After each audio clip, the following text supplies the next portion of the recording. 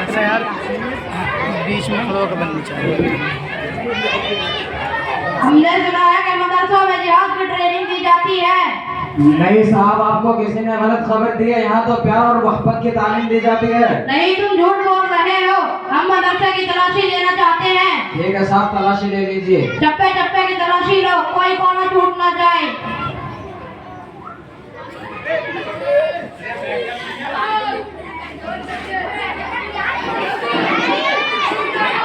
साहब देखिए साहब, इसके बस्ते से एक ऐसी चीज मिली है जिसकी जगह सोनी चाहिए। अरे ये तो किसी बंदूक की गोली सी लग रही है। जिसके बस्ते में से ये चीज मिली है, इसको गिरफ्तार कर लिया जाए। अरे साहब, ये तो मारकर पहना बंदूक की गोली कहाँ है? अब ये फैसला अदालत में होगा। मारकर है, बंदूक की गोली है, गिरफ्तार करके ले चलो इसको। साहब सुनिए तो साहब जरा सुनिए। बच्चों तुम जाओ, तुम्हारी छुट्टी है। हेलो वकील साहब, आप जल्दी मदरसा आ जाइए।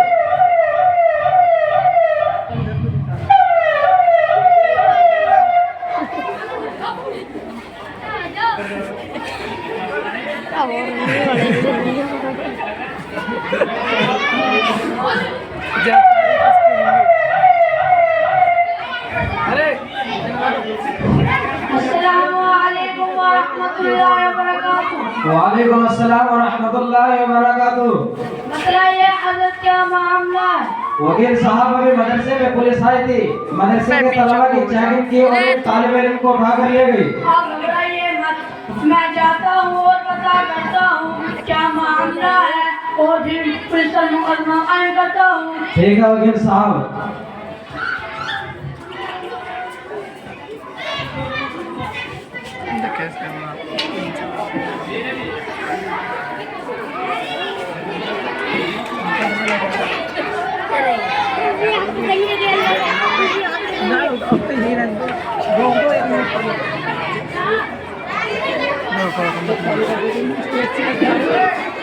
अबे यार तू पीछे को बैठ जा। अदालत कायम हो रही है। बाअदब बामुलाहिजा होशियार, अदालत कायम हो रही है। रखा मैं पीछे को हो जाए ये जान।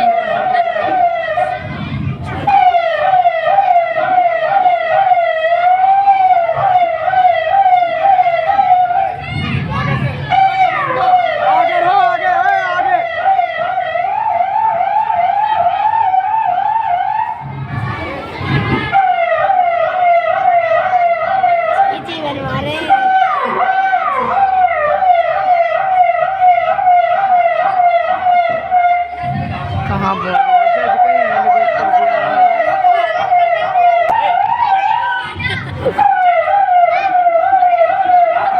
साहब आ गए।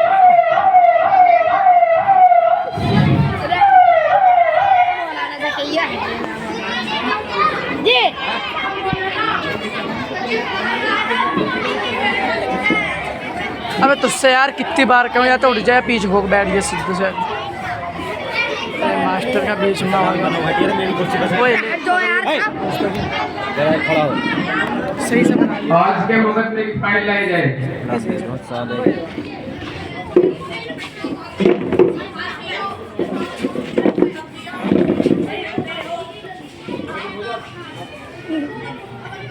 निकली है पूरा पीछे पीछे वाले को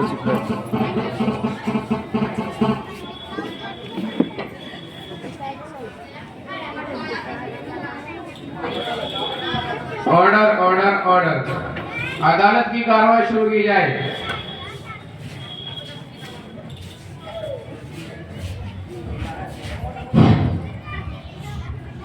जज साहब, अगर आपकी इजाजत हो तो मैं आपकी जानकारी में ये बात लाना चाहता हूँ कि जज साहब, ठीक 1 महीने पहले मदरसा इस्लामिया अरबिया मदरुल उलूम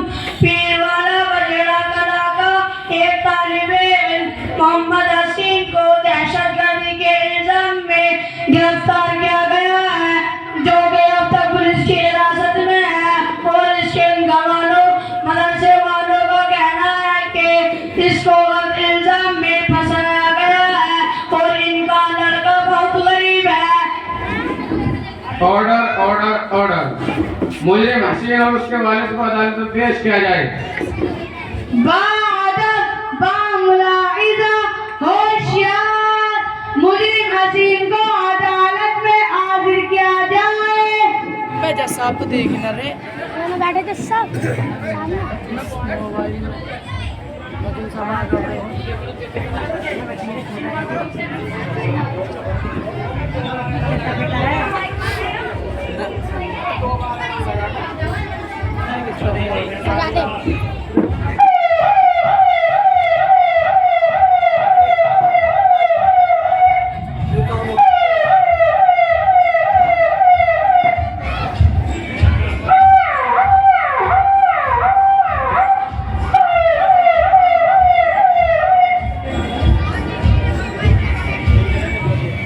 बादब बामुलाइजा होशियार, मुजरिम हसीन के वालिद को भी अदालत में हाजिर किया जाए।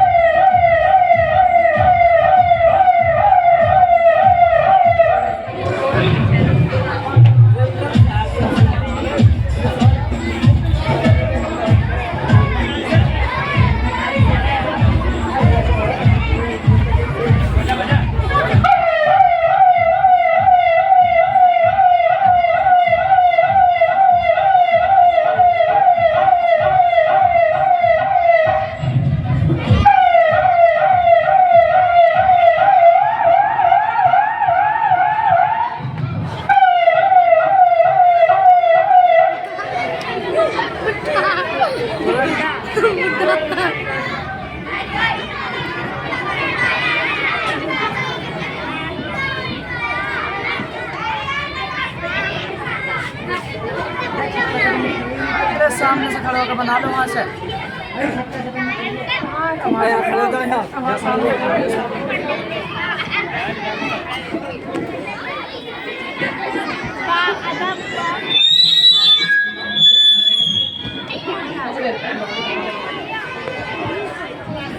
बेटा कैसे हो, खैरियत से हो? जी अबू जी अल्हम्दुलिल्लाह मैं आफियत से हूँ।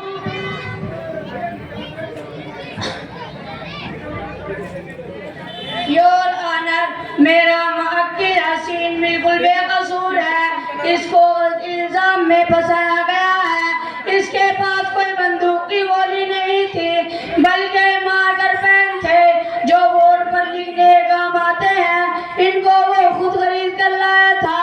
जज साहब, इसलिए मैं आपसे फरियाद करता हूँ कि मुजरिम हसीन को बाइज्जत बरी किया जाए। नहीं जज साहब, उनका मामला बहुत संजीदा है। ये देखिए, उसके पास बंदूक की गोली निकली है, जिसकी वजह से सख्त सजा दी जाए। जज साहब, मेरे बेटे को ऊपर गलत इल्जाम लगाया जा रहा है। जज साहब, मेरा बेटा इन तमाम इल्जामों से बहुत दूर है। जज साहब, मेरे बेटे का दहशतगर्दी से दूर तक वास्ता नहीं है। जज साहब, मैं बहुत गरीब हूँ, इसके अलावा मेरा कोई सहारा नहीं है। जज साहब, मैं बहुत बड़ा आदमी हूँ और बहुत दूर से आया हूँ। जब से पकड़ा गया, उसकी माँ का रोते रोते बहुत बुरा हाल है।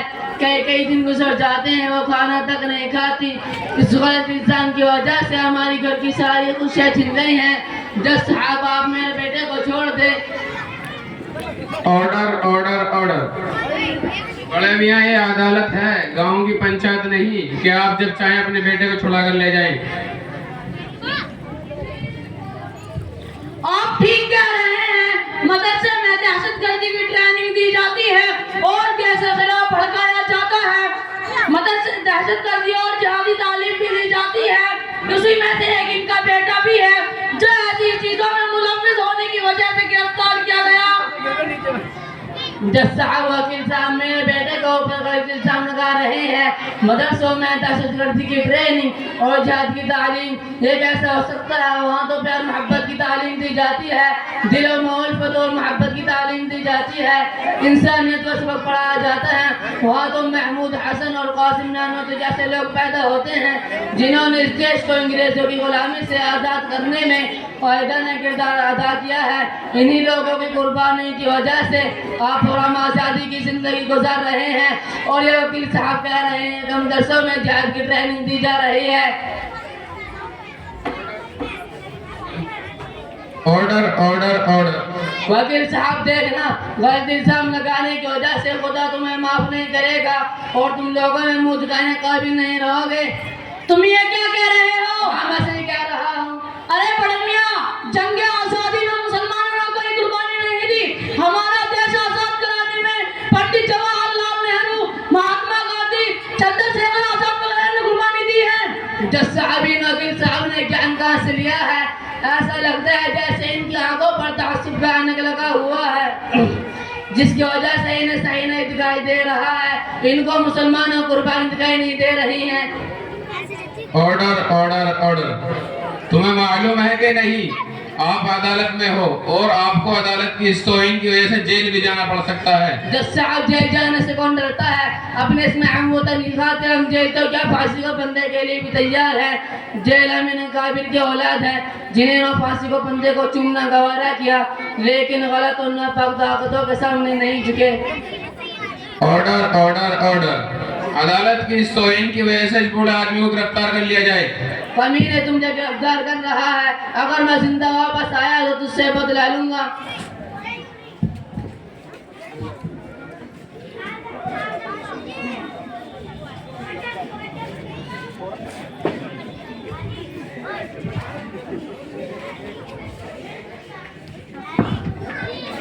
Order order order. किसी पंडित जी और मौलाना साहब को अदालत में पेश किया जाए ताकि हमको तमाम सबूत अच्छी तरह मालूम हो सके। बाअदब, बामुलाहिजा, होशियार मौलाना साहब और पंडित जी अदालत में तशरीफ ला रहे हैं।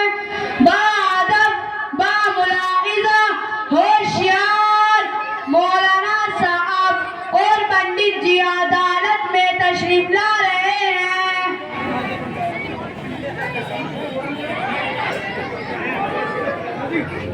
जल्दी जाओ।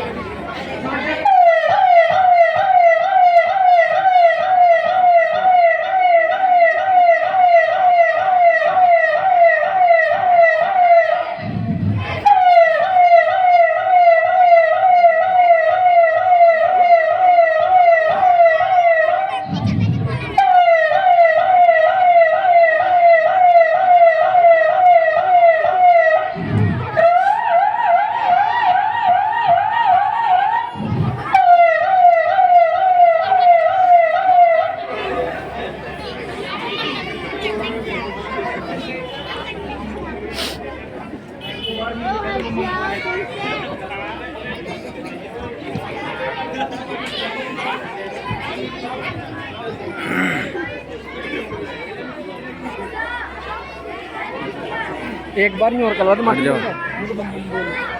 Order order order. Pandit ji, आप बताइए कि जंग आज़ादी में हिंदुओं का क्या किरदार रहा है, और मौलाना साहब आप बताइए कि जंग आज़ादी में मुसलमानों की क्या क्या कुर्बानियां हैं। जी मौलाना साहब, बताइए कि जंग आजादी में मुसलमानों की क्या भूमिका रही है? पंडित जी, आप बतला दीजिए कि जंग आजादी में आप लोगों का क्या किरदार रहा है। अवश्य श्रीमान, वैसे तो बताने की आवश्यकता नहीं है कि हम लोगों के जंग आजादी में क्या भूमिका रही है, क्योंकि इस देश का हर वासी भारत मनुष्यों से लेकर महापुरुषों तक, बच्चों से लेकर सभी ये ज्ञान रखते हैं कि भारत देश हमारे खूनो जिगर की वजह से आजाद हुआ है। परंतु हल्की सी टिप्पणी कह देता हूँ ताकि आप लोगों का ध्यान उसकी तरफ आकर्षित हो जाए। 19वीं सदी ईस्वी में स्वतंत्रता का एक मार्ग समझाया जा रहा था और वो मार्ग था शांति और शक्ति का भंग करना, अशांति का फैलाना, हिंसा का प्रयोग करना, आपस में एक दूसरे को लड़ाना। किंतु इस जाल में लोग फंसे जा रहे थे कि राष्ट्रीय पिता महात्मा गांधी, पंडित जवाहरलाल नेहरू, रविंद्रनाथ टैगोर, अपना राजा महेंद्र प्रताप सिंह से अपना लोहा बनवाया और उस मुल्क को भ्रांति से अपने लोहा बनवाया और उस मुल्क को चंगुल से छुड़वाया, तब ये जाकर हमारे देश हमारे हित में आया है प्रभु। पंडित जी, आपने जो इतिहास पढ़ा और बताया है वो बिल्कुल सही है, लेकिन आपने एक तरफा बात की है, अपनों को याद रखो और मदरसों को भूल गए हैं। है प्रभु। अच्छा तो आप बताइए कि दूसरों की क्या क्या भूमिका रही है। महाराज, अगर आप खुद इंसाफ की नजर से ज्ञान की किताबों का मुताला करेंगे तो आपको खुद ही मालूम हो जाएगा, लेकिन मैं जंग आजादी की कुछ मुख्तसर तारीख नकल करता हूँ। 1857 ईस्वी दर हकीकत जंग आजादी का नुक्ता आगाज है, जिसका जज्बा सबसे पहले मुसलमानों ने हिंद में पैदा हुआ। इसलिए बुनियादी तौर पर मुसलमान ज्यादा फिक्रमंद और परेशान थे, इसलिए हुकूमत इक़्तिदार अंग्रेजों ने मुसलमानों इसे छीना था। 1857 ईस्वी के गदर में 4.5 लाख मुसलमानों को अंग्रेजों ने बेदर्दी से शहीद कर दिया था। पहले के चांदनी चौक से लेकर बालाकोट की पहाड़ियों तक मुसलमानों की लाशों को दरख्तों पर लटका दिया गया। कोई दरख्त ऐसा बाकी न था जिस पर मुसलमानों की लाश लटकाई गई हो। सैयद अहमद शहीद बरेलवी और हाफिज जामिल शहीद वगैरह ने लाखों मुसलमानों ने इस देश को अंग्रेजों से आजाद कराने के लिए तनमंदन की कुर्बानी पेश की है, जिसके नतीजे में मुल्क हिंदुस्तान आजाद हुआ। जज साहब, आपसे दरख्वास्त करते हैं कि आप हिंदुस्तान के सही इतिहास और तारीख को मद्देनजर रखते हुए सही फैसला सुनाइए। Order order order. तमाम सबूतों और गवाहों को मद्देनजर रखते हुए अदालत आलिया इस नतीजे पहुंची है कि हिंदुस्तान की जंग आज़ादी में मुसलमानों का बराबर का हिस्सा रहा है। इसलिए मुसलमान हिंदुस्तान के किराएदार नहीं बल्कि बाइज़्ज़त शहरी हैं, और मदारिस इस्लामिया का दहशतगर्दी से कोई ताल्लुक नहीं, बल्कि इनमें तो अमन और भाईचारे की तालीम दी जाती है। और मुजरिम हसीन पे लगे हुए तमाम इल्जामात बेबुनियाद और झूठ है। इसलिए ये अदालत मुजरिम हसीन को बाइज़्ज़त बरी करती है। सुभान अल्लाह। और कानून की दफा 145, 180 और दफा 312 की बुनियाद पर मदरसों पर झूठा इल्जाम लगाने की वजह से इंस्पेक्टर रंजीत सिंह को फांसी की सजा सुनाई जाती है। इनको फौरन तख्ताएदार पर ले जाया जाए।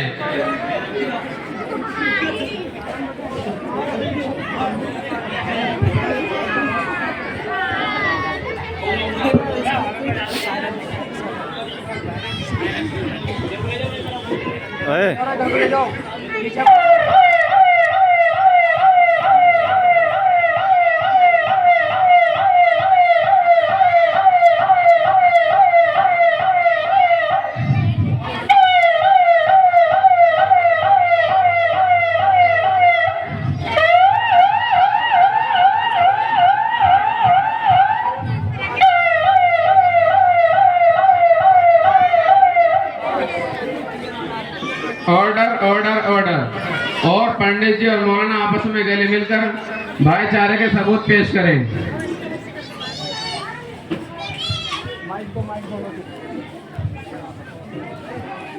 अवश्य अवश्य अवश्य अवश्य।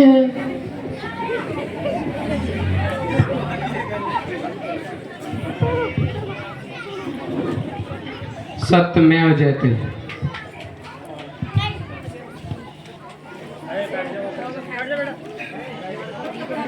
बैठो अपनी जगह, चलो नीचे बैठो सब।